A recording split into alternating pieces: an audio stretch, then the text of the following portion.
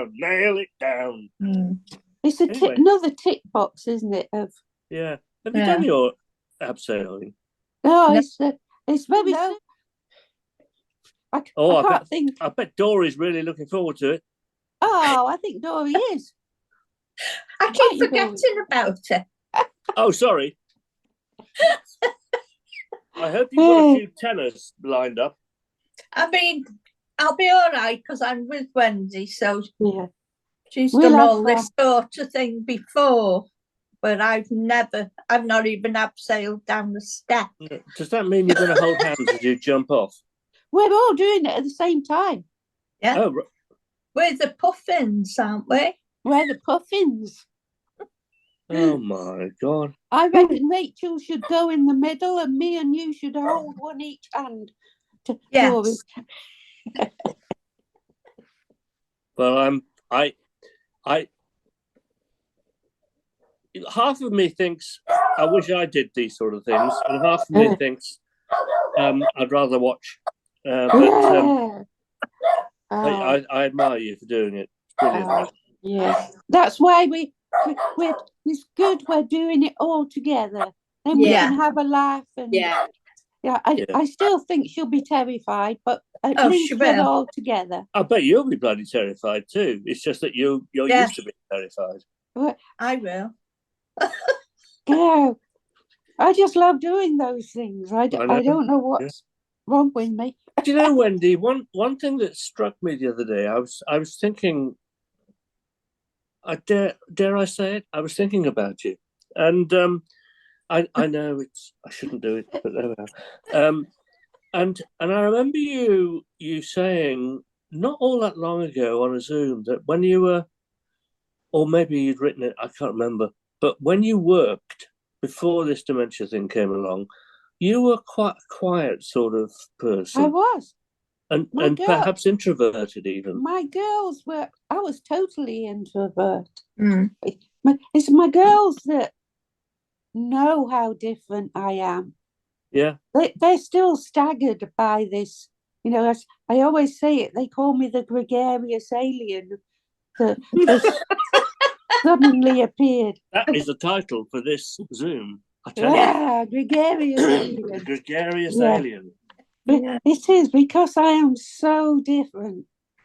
And I was afraid of my own shadow in my previous. I just find this incredible. Yeah, I know. It is. I am so different. You won't believe it. But I mean, you brought up your two children on your own. Yeah. Life can't have been easy for a lot of that. No.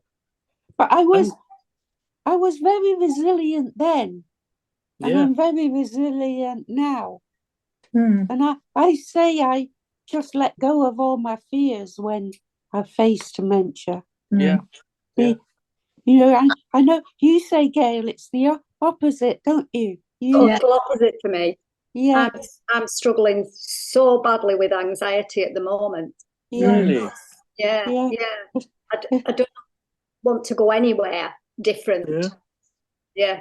And yet you went to see the Blackpool something the other day because you posted something with a picture of the Red Arrows. Oh yeah, sure. Yeah, we didn't stay for the whole. Number one, it was cold in August, and number two, I just didn't want to be there. Do you feel less anxious with hubby? No, we went out yesterday for afternoon tea. Oh yeah. I was fine up until about half an hour before we were going. And he said, "Are you excited?" And I said, "Yes, I'm excited." And then as it got nearer the time, I went, "Oh, my stomach's going again." And this is what And then I'm on edge all the time. I'm going anywhere.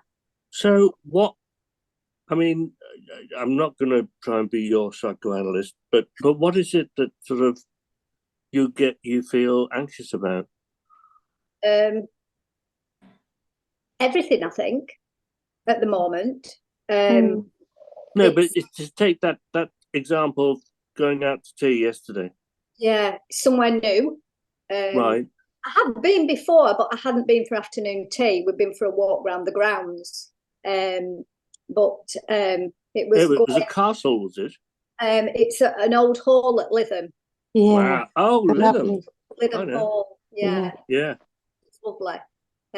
So I have been before. I know where it is. Yeah. But the journey getting there in the car, because we have to go on windy roads. I hate windy roads. So I panic about that.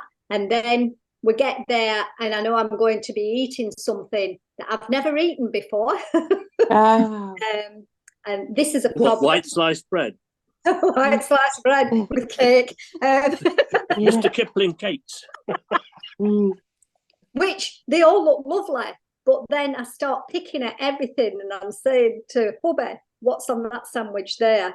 And I open it up and I'm dissecting a sandwich. So yeah. I'm very similar with food. Oh yeah. Food is it's that I like almost my routine. You know, I don't feel hunger, so I have the same thing. I've had the same thing for 6 months now, every day. So to see something different in front of me, it throws me. Doesn't beans on toast wreak havoc with your innards? I haven't had beans on toast for a long time. Oh, okay, right. Talking about toast. Not yesterday, day before. Put some toast in the toaster. Didn't work. No, you didn't. Didn't work. Tried it again. Didn't work. What did you put in the toaster? Bread. Bread. Good one. Yeah. What did I say? I put some toast in the toast.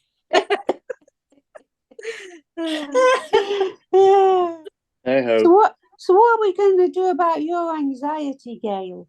At the moment, well, the Admiral nurse forwarded me a leaflet, which when she came the other day, I went, leaflets are no good because I look and then it gets put to one side and I won't do anything with it. I said, because I can't read through this big leaflet. Anyway, she'd come with another Admiral nurse, so that's 2 Admiral nurses. Oh. Yeah. And I haven't even got one. No, I've got 2. So we've set up sort of a program that they're going to come every couple of weeks. Okay. We're going through the leaflet together, and we're also looking at other different things, because I did say that relaxation and things like that don't really work for me because I'm not very good at relaxing. Yeah, you're busy, aren't you? Yeah. I said I like to be on the go, so we're not doing the relaxation, but we're looking at different things and seeing if we can come up with anything. So at least they're working with me, and good. Yeah, it was a bit like I can't remember if any of you were involved when we did that work with some audiologists about hyperacusis. Yeah. But when people don't have hearing aids, they come up with ways to calm their anxiety when the loud noise is coming. And theirs was all the something in the pocket to fiddle with. And okay. Yeah. She spoke about this, did the Admiral nurse that I met before, I can't remember her name, but we spoke about this, and she does, is it Reiki, where they have these different stones? Yeah. And she has them in a pocket all the time, because she said she gets anxious when she's to speak in front of people. Yeah. So she has this stone that she messes with. So yeah, we'll ignore that. I have 2 in my trousers as well.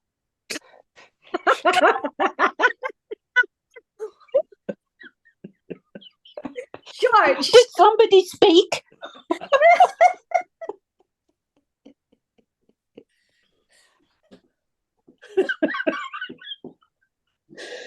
I can't even think of a response to that, George. You don't need to.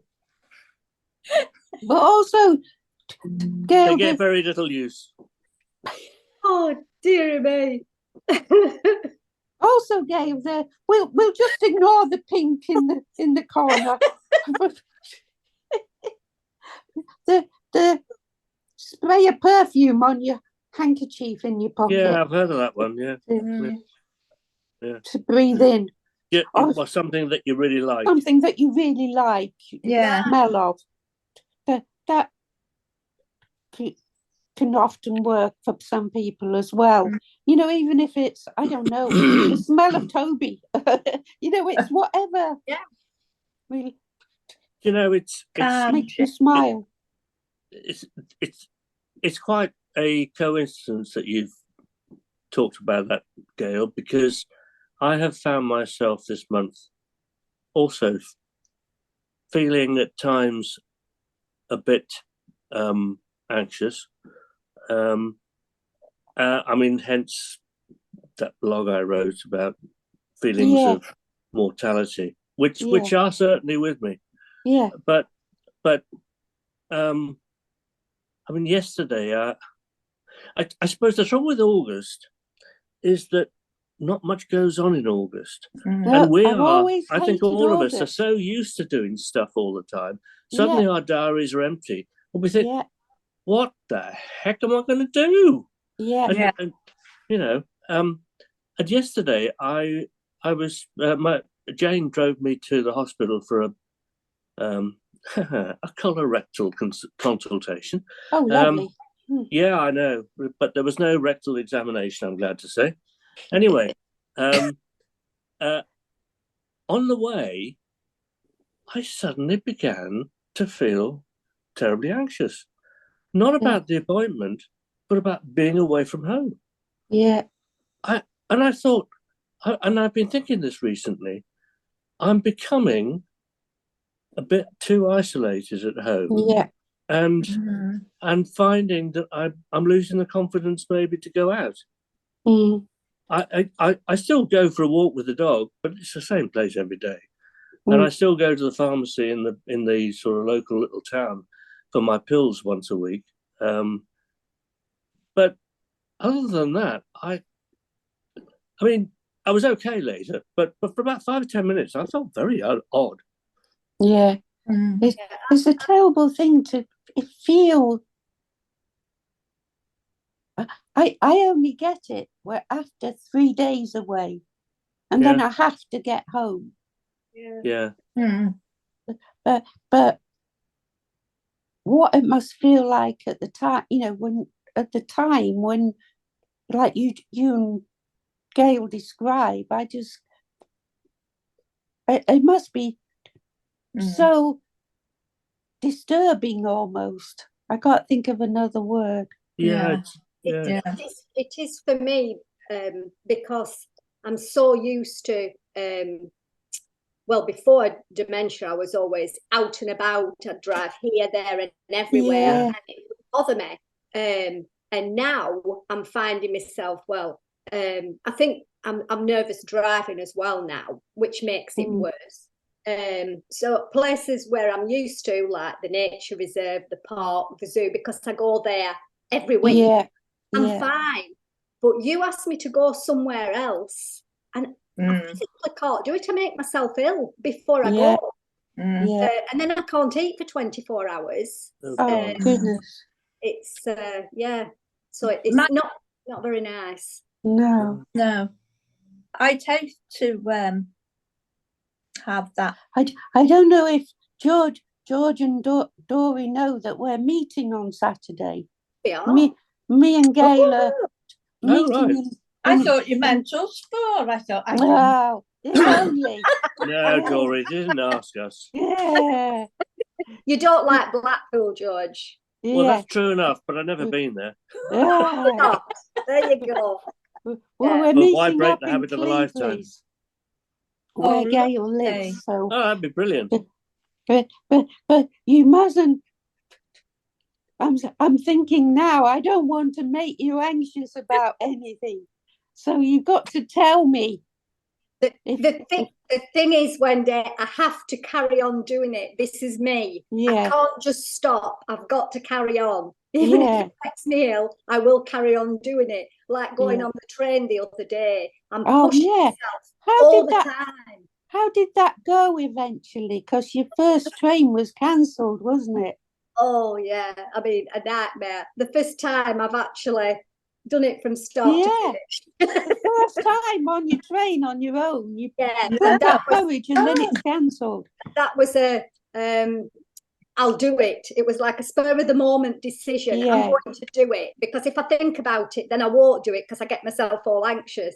So the neighbour next door said, I'll take you to the train station. So I said, oh, right, thank you very much. So he drove me to the train station, and my phone pinged as I went in through the door, and I ignored it. Then when I got inside, it said cancelled, cancelled, cancelled. Oh, no. And I went, no. And went to this lady, and I think she could tell with my face. I was like, oh, the train is cancelled. What do we do now? So she said, that man there, he'll sort everything out for you, but we will get you on a train. So as he's putting me on this train, he said, this train will stop at Preston. I went, no, it can't stop at Preston. It's got to go to Burnley. Oh, my goodness. I had to change at Preston, which was a bit, so nerves kick in, the anxiety kicks in, because I don't know what I'm doing, where I'm going. Got to Preston, very busy, and I couldn't find where I was going, what I was doing. The information kiosks were closed. So I'm wondering up and down.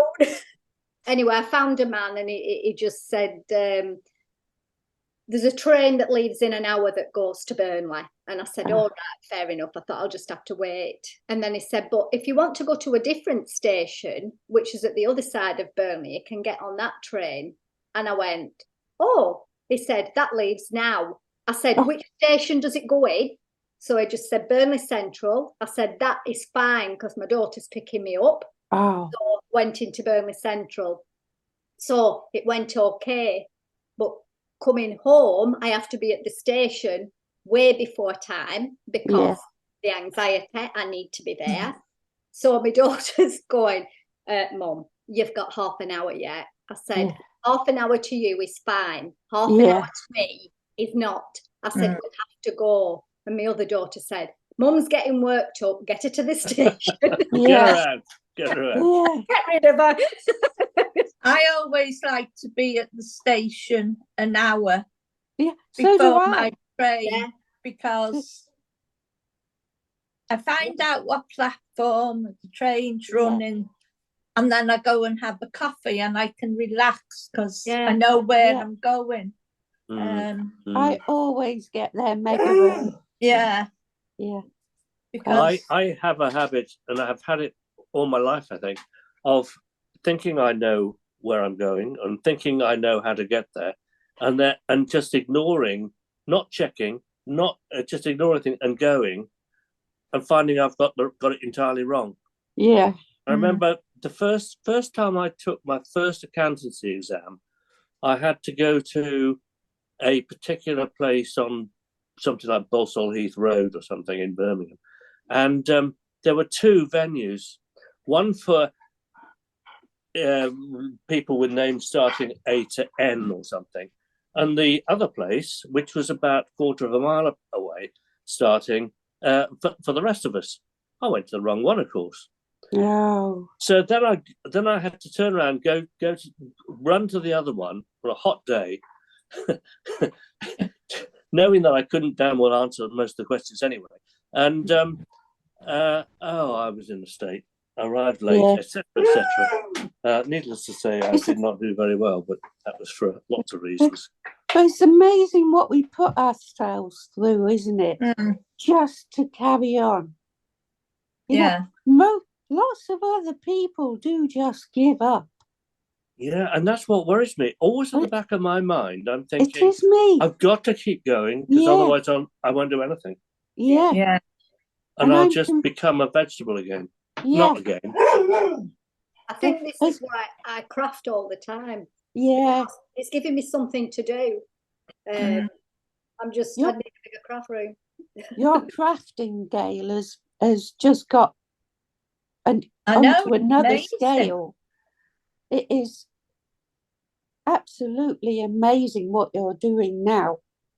Whether it's the intense concentration because you're in this state, sort of, in this anxious state.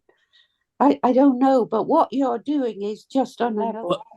What are you referring to? Sorry, I've missed. Oh, Gail's been putting some stuff on Twitter of different crafts she's been trying. Oh, yeah. But they're such, like the one, I think he put it on today, of such simple lines. Yeah. But the outcome was unbelievable. I saw one. Yeah, your abstract thing. I saw one in sort of blue and yellow or something a few days ago. Yeah, it's fantastic. Lovely. Yeah. I'm trying. What are you using for that? Is it acrylic? Watercolors. Okay. Watercolors. Yeah, that's all I use. Yeah, and a pen. I think I used on that one.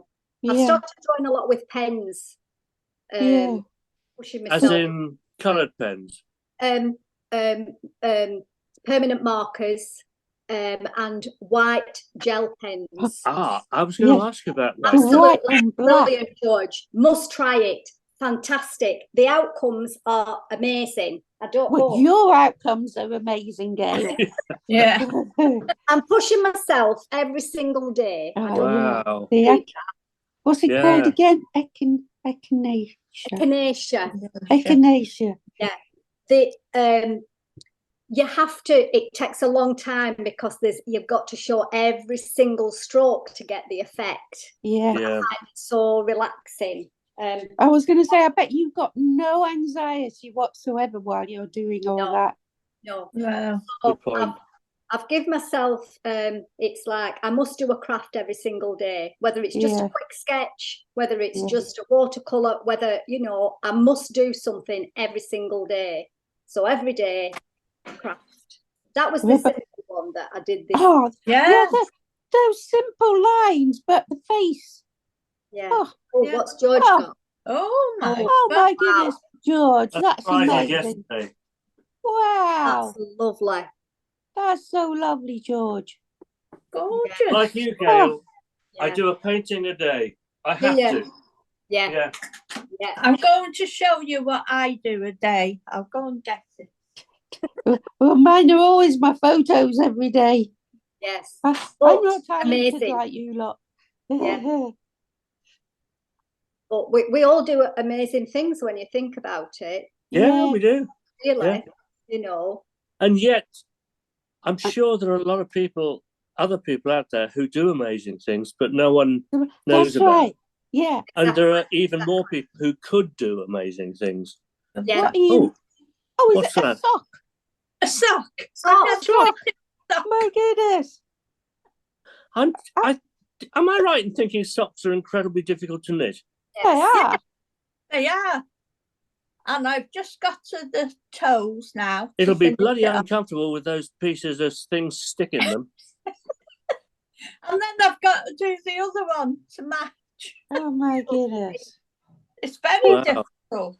But I enjoyed it. These things are so important for us to keep going. Yeah. And yet, I can't remember who it was, but either yesterday or the day before or something. I know. I did an interview for Witch magazine, and they were saying, Witch, is that WITCH?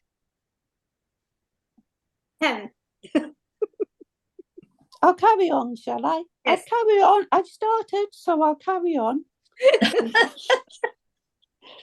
and he was saying how he knows that many people say to us that surely we're just out of the ordinary, we're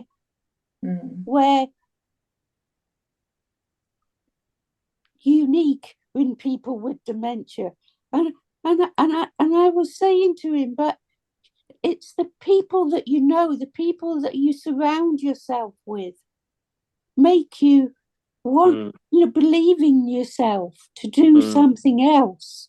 Yeah. And it's, the people who haven't met deep groups or whatever, they don't understand that they're still capable of so much more. And so they deteriorate so much quicker because they give up. I remember reading I think it must have been reading, many years ago now, a piece of advice written by some sort of, life coach or something. Surround yourself by people or with people company you enjoy, and not people whose company you do not enjoy. No. Yeah. Makes all the difference. Yeah. Ignore the people who you don't want to meet or see or whatever, because you won't enjoy it. Kills you. Yeah. I used to want to be liked, so I'd like anybody, I wasn't picky, whereas now I'm so picky, it's unbelievable in what I say, who I say yes to and who I talk to. And if you don't do that, then you're just influenced by their negativity or their whatever. It is right that you surround yourself with people that make you happy. Then the outcome is often so much better. Yeah. It's like what you were saying before, Wendy, how before I had dementia, I was very inward. Yeah. In a way. I was social and that, but I always felt inferior. Yeah. Yeah. So did I. I never went anywhere or did anything. Was scared to say something in case they thought it was stupid. Yeah. Which I know I do still say things stupid, but no, it doesn't. I don't care now. Yeah. But Cockburnianus. That wasn't stupid. Yeah. No, it wasn't. No, it's a fact. But it did embarrass that radio presenter. It did, didn't it? I shouldn't have said that, should I, on the radio?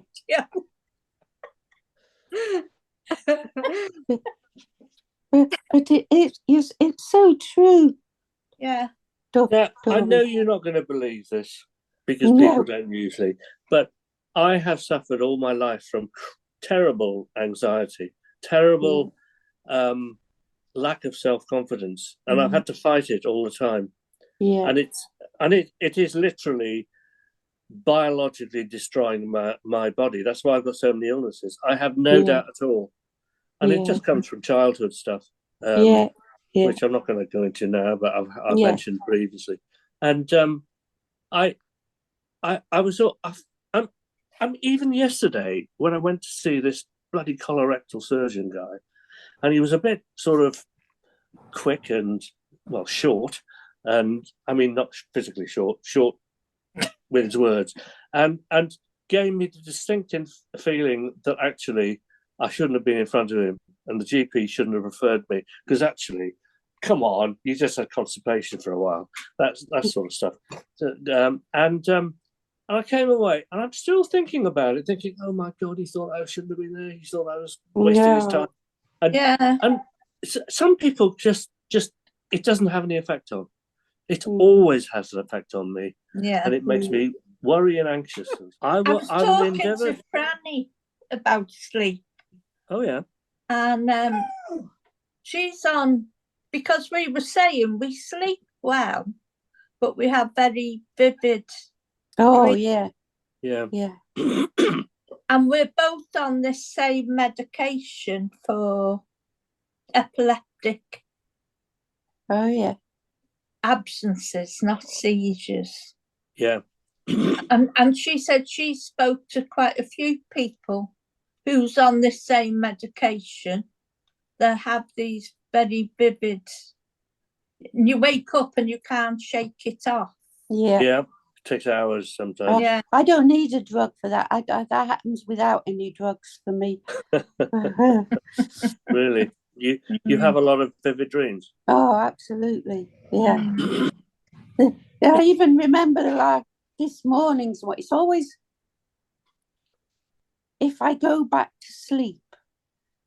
But I always wake up around 4, something like that. Yeah. And if I don't get up, then the dreams I have are just horrendous. Right.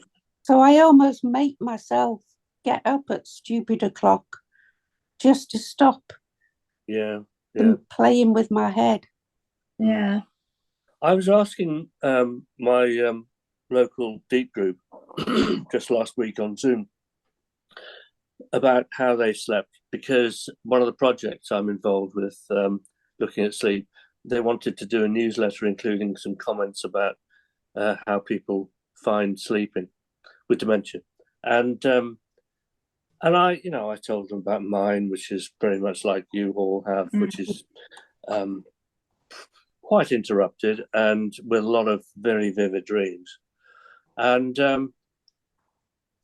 someone else, Clive, who some of you have met probably, Clive said the same thing. And everybody else, all sort of 6 or 7 others, said, sleep really well, sleep wonderfully. Yeah.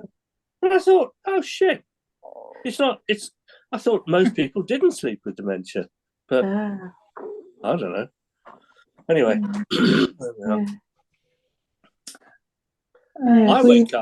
I wake up almost on the hour. Oh, I mean, well, sort of 1 o'clock, 2 o'clock, 3 o'clock, 4 o'clock, 5 o'clock, and or it's 1:30, 2:31, 3:32. It's ridiculous. It's almost every hour. Saying I wake up at 4, that's the last time I wake up. I have that sleep wake during the night, but there seems to come a point in the morning that if I go back to sleep, I'll have these vivid dreams. Yeah, it happens to me too, I think. That's when I have mine. And of course, because they are the last thing before you get up out of bed, it stays with you. Yeah. Absolutely. Yeah. I had really bad anxiety last Friday, and I didn't sleep for 24 hours, a good 20. Oh, goodness me. No sleep whatsoever. Afterwards or before? Before. Right. Yeah, really bad. Yeah, that's the worst I've been so far. Yeah, where I just couldn't sleep. And that's only because hubby had gone to watch a football match and he wasn't here. And because he was late coming home, I got myself that worked up. But by the time he came home, I couldn't relax. Yeah. I just sat up all night. When he got up in the morning, he said, "Are you still sat in the same place?" I said, I just sat at the computer. But how were you that day then? All day I functioned until about 8 o'clock, and then I just bang, and I said, "I'm just going to bed now." And that was okay. So the answer. So Gail, just have one night a week when you don't sleep deliberately. Yeah. Oh. Yeah, and then you have a really good night's sleep. Yeah. It's like fasting, fasting with sleep. Yeah.